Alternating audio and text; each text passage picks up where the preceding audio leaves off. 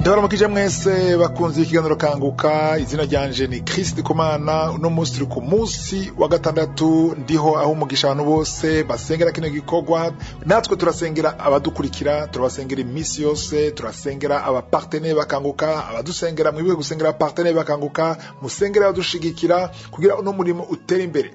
Turashimana gose ku bantu bariko barakizwa, abantu bariko barabohoka. Hari ntahe nyinshi murazumva kuva munsi wa mbere kuja ku munsi wa gatandatu. Izi ntahe zose muronka ni kubera abantu batanga intahe, batuma abandi batinyuka gutanga intahe. Rero igihe Imana ikugira ikintu, igihe wumva kubohotse, kukize, ko ari ikintu gikoretse mu buzima bwawe, ntuvyigumizemwo, ubivuge wibuka yuko Imana data irahabwa icubahiro kubera intahe washinze. Kandi hari abandi batinya, bafise ubwoba. Satani afise ukuntu atera ubwoba gose abantu kawuza gushinga intahe cyangwa gutanga ubuhamya, bakumva umengo bakuma bivuga ngo nzobikora. Harabo numvise bamaze umwaka urenga, umwaka ibiri abavuga ngo nzoshinga intahe, ugasanga hageze ahantu umva bitakenewe no kuvuga intahe, kuko Satani nashaka ko ushinga intahe, utanga ubuhamya, kuko biramumaramaza kandi bikabohora uwundi. Iyo uvuze ikintu Imana yagukoreye, hari uwundi muntu wewe utazi, kumva utazofumenye, ariko azobohoka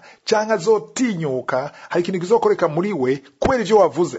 Inimero ya WhatsApp ni yindi nyene, ni 71 11 11 32 plus 257 71 11 11 32. Utanga intahe kubw'icubahiro candiho no gufasha abandi.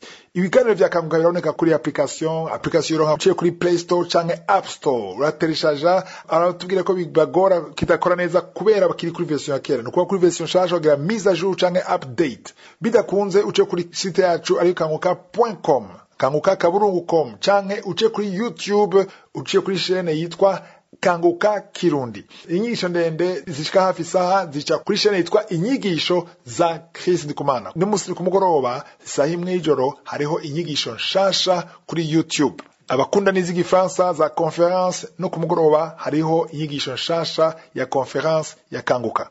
Reka rero natevye ndabareke mukurikira intahe, kandi vyiza gose kubanza kuzumviriza zose. Inyuma y'izo ntahe tuca dusenga.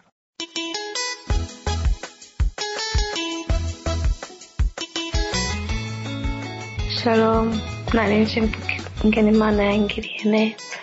Imana yaranteye iteka, ngira umuvyeyi, unanje ndi umuvyeyi. Nari maze imyaka 14 ndindiriye uruvyaro, nifuza ikibondo. Narihevye,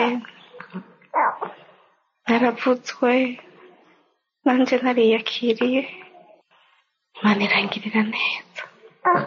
Ndizera muri Kanguka tariki 22 z'ukwa gatandatu niho umukozi w'Imana Kristo yavuga ko ari umunsi wo gusengera abifuza ibibondo.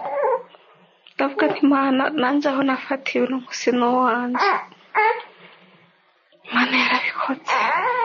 Ubu nanje mfise ikibondo, ubu nanje nitwa mama, ubu nanje nitwa umuvyeyi. Yesu agira neza. Amen. Ntahe yanje.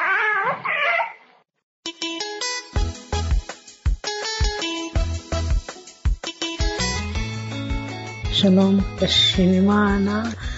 Uwiteka Imana abyumve ko mushimye cyane mbikuye ku mutima. Nari maze iminsi ndi gukurikira inyigisho zo kuri YouTube, ariko cyane inyigisho yo gucika ku mivumo ya karande. Iyo nyigisho nari ndi kuyikurikira muri iyi minsi, nayumvishe inshuro irenze imwe. Noneho kubera turi no mu minsi yo kwiga ku gitabo cya Esther, natekereje ukuntu nyine ubwo bwoko bw'abayuda bwari bugiye kwicwa bwasabwe. Noneho Esther agahitamo kwiyiriza, akabwira nyine Moridekayi ngo biyirize bafata amasengesho y'iminsi 3.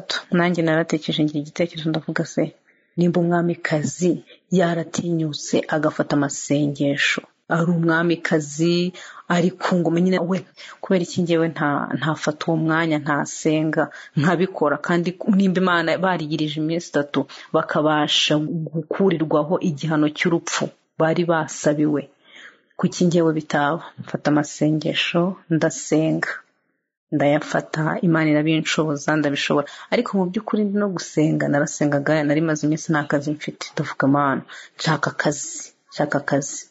Ariko igitangaza Imana inkoreye ari nacyo gitumye ntanga intahe. Imana ikoze ibiruta akazi. Nasoje amasengesho mu gitondo, noneho numva ntabwo meze neza, numva mfite iseseme, numva sinzi ukuntu meze. Noneho hita numva ijwi rimbwira ngo ngira ubohoke ku muvumo wa karande. Hita ntangira gucira ya macantwe afashe mine bikweduka ukuntu. Noneho nari maze gutegura icyo nafata, nari maze gutegura icyo kunywa nyine kubera nari nsoje amasengesho. Ndangije mgiye birananira, ndyama mu ntebe numva biranze. Ngiye kumva numva ngira ati noneho nshatse kuruka cyane, ndagenda ndaruka ibintu bikweduka Mana yanjye. Numva ijwi rirambwiye ngo urabohotse. Nshimye Imana cyane. Mu by'ukuri njyewe nasengaga nsaba akazi, ariko Imana ikoze ibiruta akazi. Imana yo mu ijuru ibyumve ko nyishimiye, Imana yumve ko nyishimye muri kanguka, ibyumve ko nyishimiye cyane, kandi ishimwe ryanjye riyibera umubavu uhumura neza. Kanguka yanyigishije gusenga, kanguka hari aho yankuye ari naho yangejeje, ntago nkidodomba ibimbayeho, habone nubwo byaba byari ahantu hari hamfitiye inyungu, ariko nkabona biranze. Ndavuga Mana hari impamvu byemeye, kuko ibyo wifuza kutugirira ari ibyiza, ibyo utekereza kutugirira ari ibyiza atari ibibi. Ubwo hano byanze, ndabizi ko hari n'ikindi kintu ukoze, hari akandi kayira ufunguye. Rero nshimye Imana irizewe, kandi Imana yacu ishobora byose, ibona ibyo twebwe tutabona. Nk'ibyo bintu ntabwo nari nzi ko mbifite, ariko Imana irambohoye. Nshimye Imana imbohoye, nshimye Imana ibyumve ko nyishimiye cyane bikuye ku mutima. Ni ukuri ndanezerewe, ubu ndabohotse. Imana ibyumve ko nyishimiye. Shalom.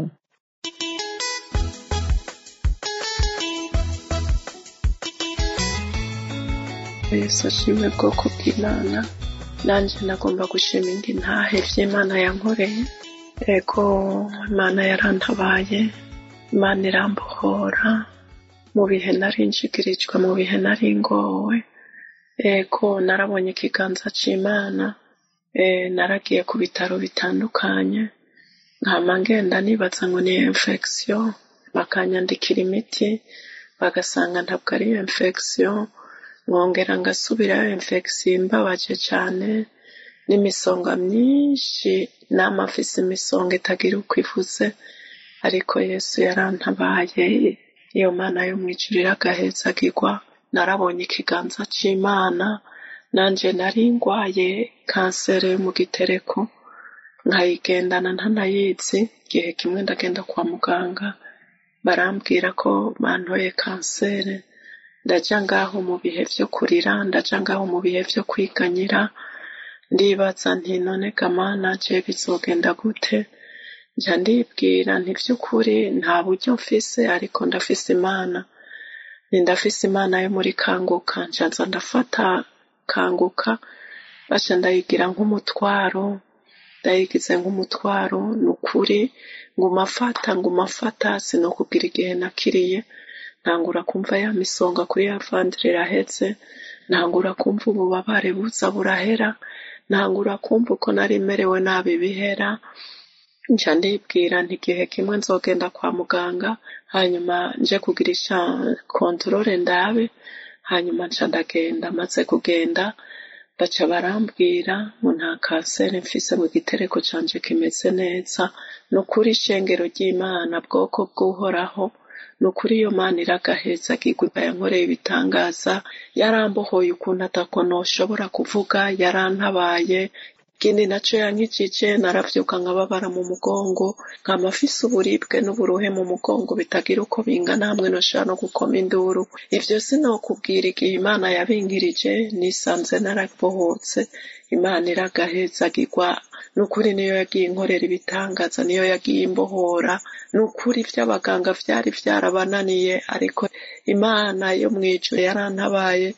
irambohora mbona ikiganza cayo iragahezagirwa. Niyo ntahe nagomba gushinga abayumvise mwese. Imana ibahezagire ibongere umugisha, mushishikare gufata kanguka. N'abatahora bafise umwete wo gufata n'ukuri mwitwararike gufata, kuki yabonetse nk'indya ya misi yose, ingaburo ya misi yose.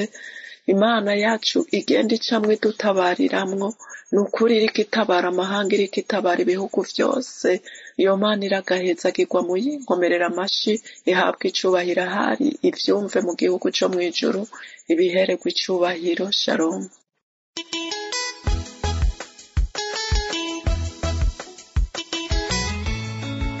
Shalom ubwoko bw'Imana tuburikiye mu kiganiro kanguka. Jewe nje ngaha nje kuvuga ukugira neza kw'Imana, ivyiza Imana yankoreye biciye mu kiganiro kanguka.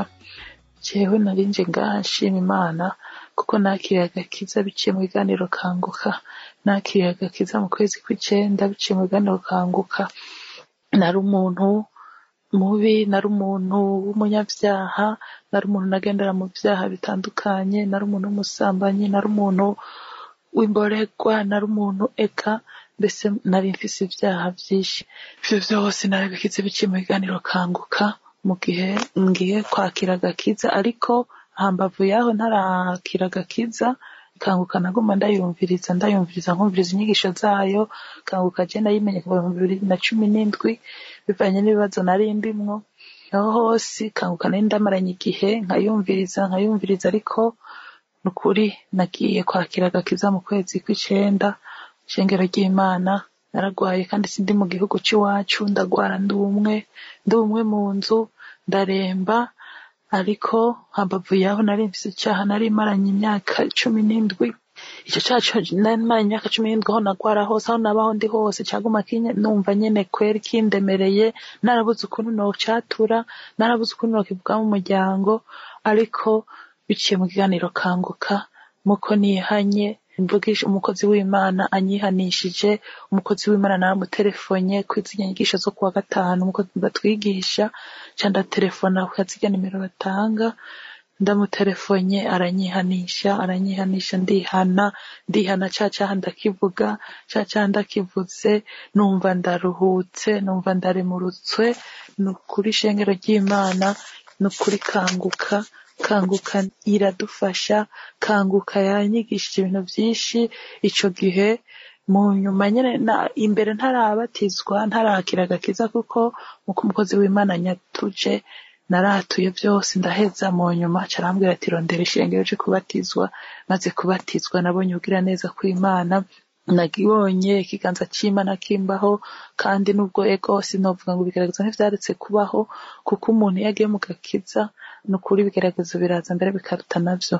Ariko kubera inyigisho nakuye muri kanguka, kubera inyigisho nagiye ndaronka muri kanguka, kuko kanguka nari nayimenye kera aho hose, naza ndayumviriza nkumva ibiganiro vya biranezera, nkumva ko birandura. Hari ibintu vyinshi nagiye mpeba nza ndaheba biciye mu kiganiro kanguka, gutyo gushika aho nihaniye. Kandi hari vyinshi nahevye, kandi hari ivyo narakize ingwara biciye mu kiganiro kanguka.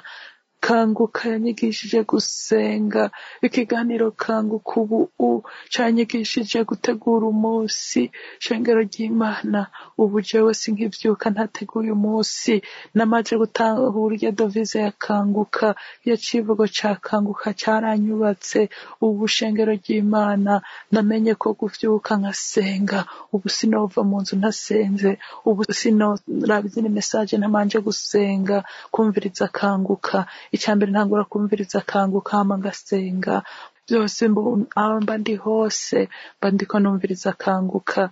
Mu rushengero nasengeyemo narashinze intahe, ndababwira kugira neza kw'Imana. Imana yangiriye neza biciye mu kiganiro kanguka. Ubu mu rushengero abantu benshi bamusaba kanguka, kuko bumvishe intahe nashinze igihe mbatizwa. Kandi n'ubu intahe yanje yumve kw'Imana igira neza, yumve kw'Imana igira neza iciye mu kiganiro kanguka.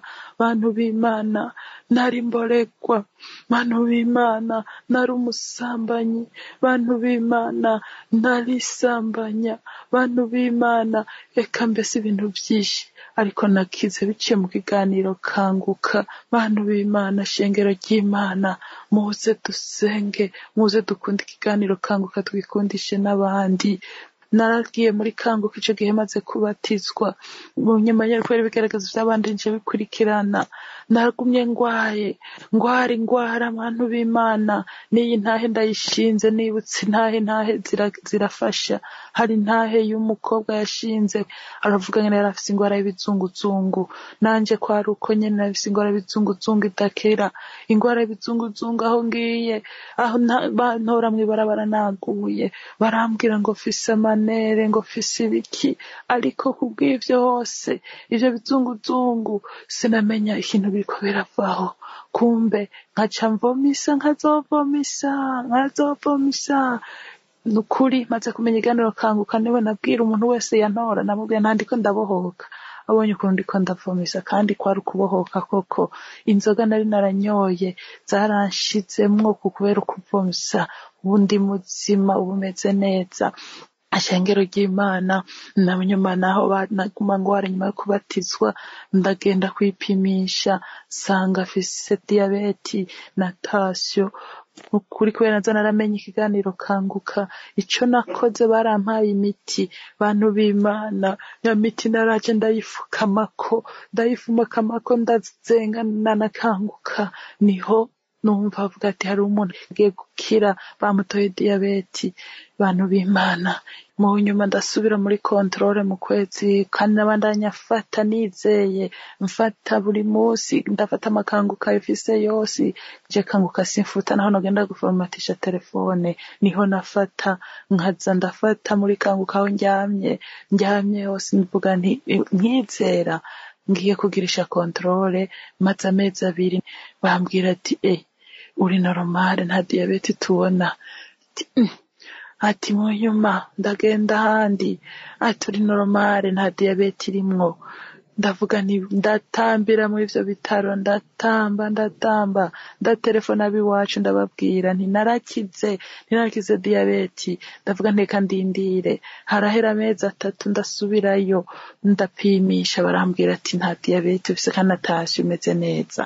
Bwoko bw'Imana, ico kintu n'ubu ndi ngaha ndiko ndavugira neza ku Imana, ndiko ndashingira intahe Kristo aho uri n'umuryango wawe. Ndabasengera buri munsi bose uzokumviriza, muze mwumviriza kanguka. Murakoze.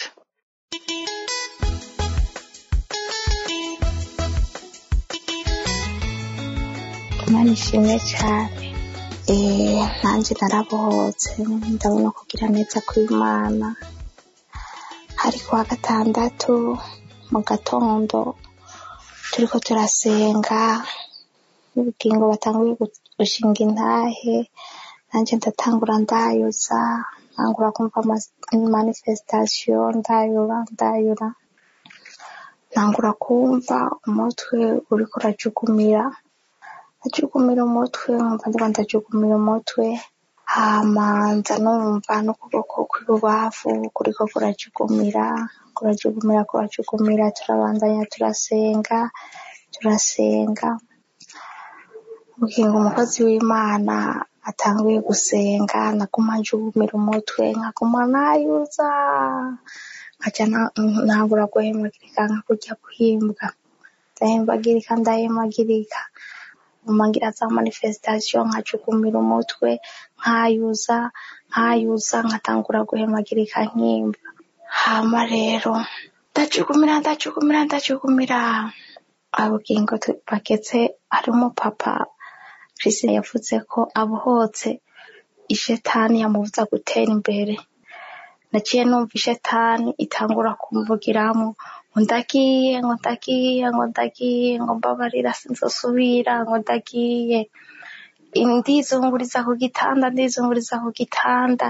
ndaduza amaboko nyene, ndagira nka kurya k'umuntu ariko aramutsa abantu bari kure canke ariko arabasezera abapepera.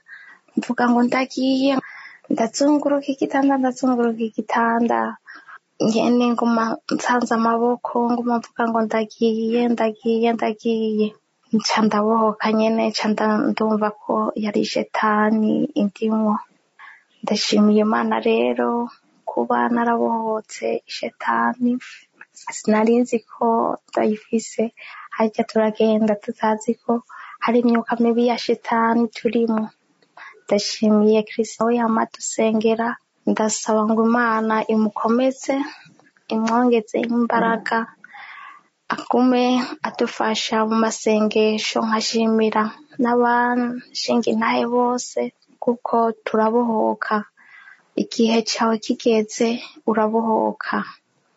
Ndashimye cyane, Imana ibakomeze ibahezagire, amen.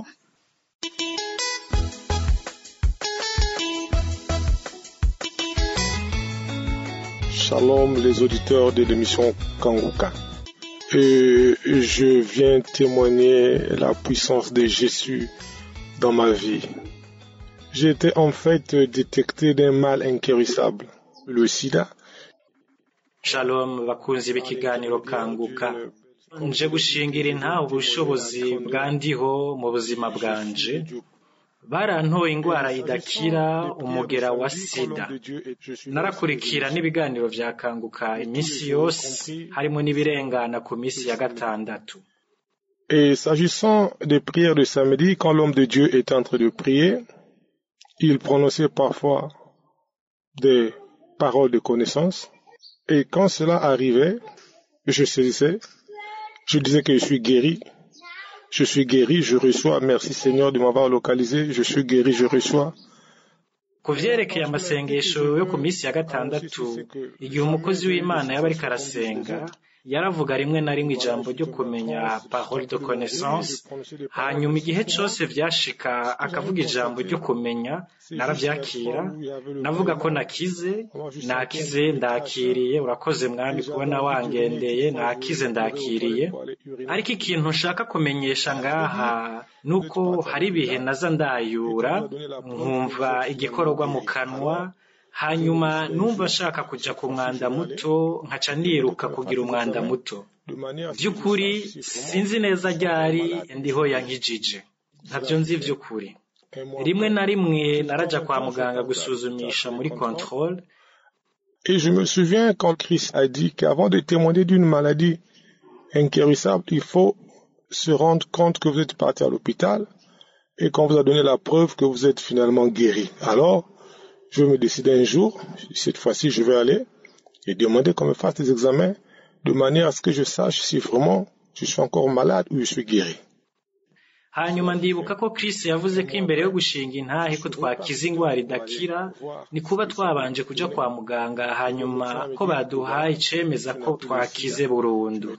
Rero narafashe ingingo umunsi umwe nti ubuho ndagenda gusaba bangirira ibipimo kugira menye vy'ukuri nimba nkigwaye canke nakize.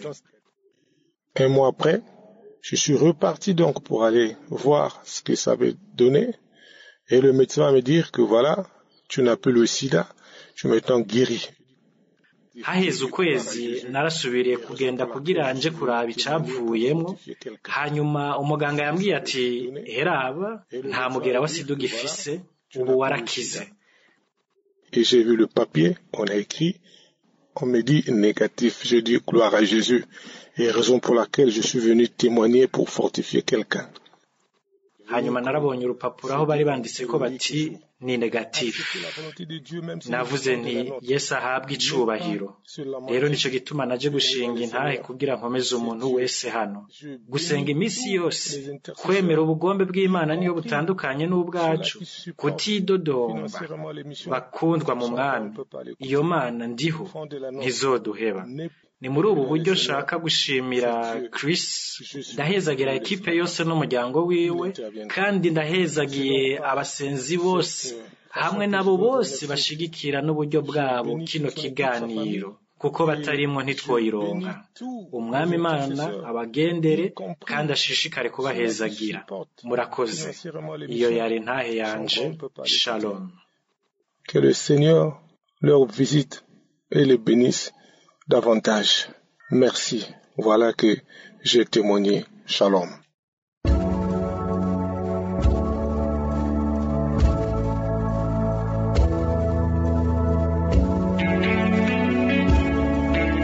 Ubu tugeze mu mwanya w'amasengesho, nizere ko mwije intahe zose, kuko uko Imana yagiriye neza bariya bose bashize intahe, niko nawe ishobora kugira neza. Nkuko nawe ndabikora, duhagarara ku ijambo. Uno munsi duhagarara kuri Zaburi 107 umurongo wa 19 n'umurongo wa 20. Psalm 107 verset 19 à 20. Harekana neza iyo umuntu yataye ivyizigiro yuko asemereye akaririra Uhoraho nawe aramutabara. Murongo wa 20 uvuga ngo azoronka ijambo ryiwe kandi abakize. Il envoya sa parole et les guérit. Rero ijambo niryo rikiza, byose bisaba ko wizera, ukizera ko ijambo ryiwe rigukiza.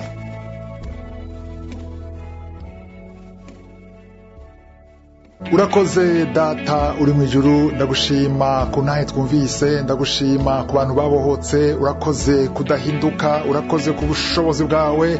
Ndatura kuri El Shaddai, ndatura kuri Adonai, ndatura kuri Rafa, uri Shama, uri Chikenu. Ndagushima ku bantu baragenderwa mu kano kanya, ndagushima ku bana bavutse biciye muri amasengesho, ndasengeye abana bose bavutse biciye muri amasengesho, ndasengeye abadamu bafise abana mu nda, wewe ufise umwana mu nda, ikiganza kunda mikano kaya mwizira ya Yesu. Urakoze Mana, ndagushima kuri ya couple, uya mugabo n'umugore, hari umugabo ashize amaboko kunda y'umugore wiwe, abaganga barabahebuje ku mwana ari mu nda afise trisomie 21. Ndatuye ubuzima, ndatuye gukira, umwana azovuke ari muzima, transe trisomie 21 kuri yo mwana mwizina ya Yesu. Urakoze ko ari wowe ukiza, urakoze ko ari wowe uhindura ibintu byose. Ndagushima ko nuko urabohora, hari umuntu akora gira ama vertige, ibizunguzungu, aguma shakugwa kurifatikiza. Yesu akora kubohora mwizina ya Yesu. Imigozi ya satani kuracika. Ndagushima Mana kumugendeye, urakoze ko nuko urabohora impwemu y'ubusambanye, hari nuko urabohoka abajene, abahungu, abakobwa, impwemu y'ubusambanye mwizina ya Yesu, impwemu ya karande. Mana urakoze kuri transformation, urakoze kuri deliverance, urakoze ko nuko urabohora mwizina ya Yesu. Ndagushima abantu kurabohora indoto mbi, indoto z'ubwoba, hari umuntu aboshwe n'ubwoba mwizina ya Yesu. Akiri kubohoka igihe cyose uryamye, ubona bakwica, ubona bakuniga, ubona abansi bawe. Urakoze Mana kumugendeye, ndatuye amahoro, amahoro ya Kristo, amahoro arengeye ubwenge bw'umwana w'umuntu mwizina ya Yesu. Ndagushima Mana, ndagushima ko nuko urabohora. Urakoze Mana kuri ya muntu ariko arahagurwa mwizina ya Yesu. Hari deliverance menshi mwizina ya Yesu. Abagabo n'abagore uko urabohora, uriya muntu aboshwe n'intabi, wagerageje guhagarika itabi kenshi biranka, ariko hari ubushobozi buje kuri wewe. Hari umumarayika wandiho mwizina ya Yesu. Uriya muntu agenda n'umugera, umunagenda n'umugera wa sida, izere. Urakoze Mana, bashika kuri babiri. Urakoze Mana kubagendeye mwizina ya Yesu. Ndashima abantu kurabohora, hari indwara ikoze rakira. Wewe ugwaye hepatite B, wewe ugwaye hepatite C, izere kumiziganza kunda. Mana ndagushima ko abantu kurakiza. Uyu yafashe ku muhogo bafise umwingo, bamubwiye ko bateza kumubaga, n'itariki barayiguhaye, ariko ndashima Mana umugendere umunsi wo kumubaga, batangare babone ikiganza cyawe, babone ubushobozi bwawe. Nta kintu na kimwe kidashoboka imbere yawe. Mana ndagushima ku badamu bose bizeye, nimba bafashe kunda ni kubera bizeye, ni kubera bumvise abandi wagiriye neza, barumvise aho wabohoye, barumvise aho wakiriye inzira. Ndatuye ubuzima abo badamu bafashe kunda, abatigeze bavyara na rimwe, aho byanse ko basubira. Ubuntu bwawe suka, ubuntu bwawe suka, imbabazi zawe suka, ubushobozi bwawe rungika umarayika wawe mwizina rya Yesu. Turiteze kuronka izindi ntahe zidasanzwe. Uriya amaze imyaka 11 mwizina rya Yesu. Ubushobozi bwawe bumubeko. Abadamu bashaka kuri 4 baheruka kugura mariage, ntibararenza imyaka 3, ariko bagifise ubwoba kuko kwa muganga babwira ngo mbize neza, ariko ukabona ugumude mu mihango utawe kwibaza ko uri ngumba. Manda basengeye ubagendere mwizina rya Yesu. Urakoze Mana kuri ya muntu afise igihute mu mama, umumama afise igihute, afise igihute mu gihimba cirondoka mwizina rya Yesu. Mugendere mu buryo budasanzwe. Urakoze kuri Imana, urakoze ku bushobozi bwawe. Uriya muntu afise ijisho rimubabaza ritukura riguma rigira amarira. Mana ndagushima mugendere, ramvura ikiganza cawe, kora kuri iryo jisho umukize Mana urakoze ku bantu bose bakora senga uriya mugabo afashe ugikiriza mugendere. Hari umuntu afise umusonga umwanya wose agwasa umusonga niyo hashushe umufise umusonga Yesu kubohore akiri kubohoka mu kano kanya ubushobozi bwawe Yesu Kristo. Ijambo ryawe ravuga ngo mu mishago yawe twaronse ugukira. Niki kidashoboka imbere yawe? Uriya muntu arwaye kanseri mu izina rya Yesu igaragaze. Ndatuye ubuzima kuri uriya muntu afite kanseri, ndatuye ubuzima kuri uriya muntu arwaye igituntu mu izina rya Yesu. Garagaza ubushobozi bwawe. Diabete zihunge, abarwaye diabete bizere, mwizere. Hari abako baragendegwa mu buryo budasanzwe. Wowe urwaye umugongo fata aho ubabara muri kano kanya urakoze Mana. Hari umuntu uvuga ngo ni ibintu bikora mucumita mu mutwe, gumiza ikiganza ku mutwe. Hari ibintu wumve bakora gucumita. Yesu akora kugendera, umareka wandiho akora genda. Wewe wizera ugura kanwa ushime ubushobozi, ushime ibyo akora gukorera wewe, ushime ibyo akora gukorera abandi benshi bakora gendegwa. Urakoze Mana ku bushobozi. Uriya muntu aguma yisinzira ko ku murango umwanya wose ku kazi ahagenda aguma yisinzira ko. Manda ciye uriya mugozi, garagaza ubushobozi bwawe. Asinzire mu ijoro, asinzire hageze abantu babiri batagira itiro mu ijoro. Mana bagendere mu izina rya Yesu. Uriya mukobwa ariko arasengera mariage apfukamye ku gitanda ariko ararira. Mana mugendere, mugendere, mucire inzira. Ubushobozi bwawe bugaragare. Ivyo muvuze ko vyose, ivyo muteze vyose nta bushobozi bigira. Garagaza ubushobozi bwawe. Mana urakoze ku bantu gendeye, urakoze kuri uriya muntu arwaye asime, urakoze ku bana urakiza abana bashaka kuri batatu. Mana ugendeye, hari umwana arwaye ibintu bimeze nk'ibihara. Mana uramukirije.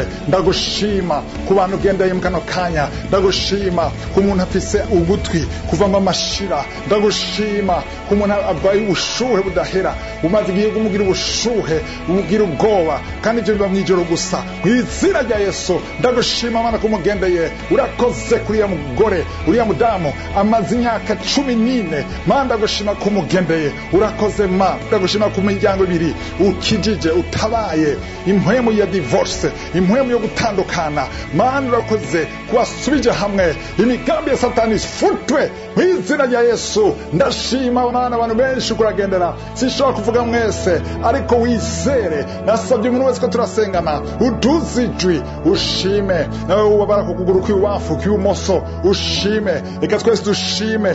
Data uri mu ijuru urakoze kubugendeye. Nawe ntavuze nibo benshi ariko tuyiteze intahe zivuye kuri wewe. Ubushobozi, ubutunzi no gushimwa bibi vyawe ubu niyo bidashira. Ni mu izina rya Yesu dusenze twizera. Amen.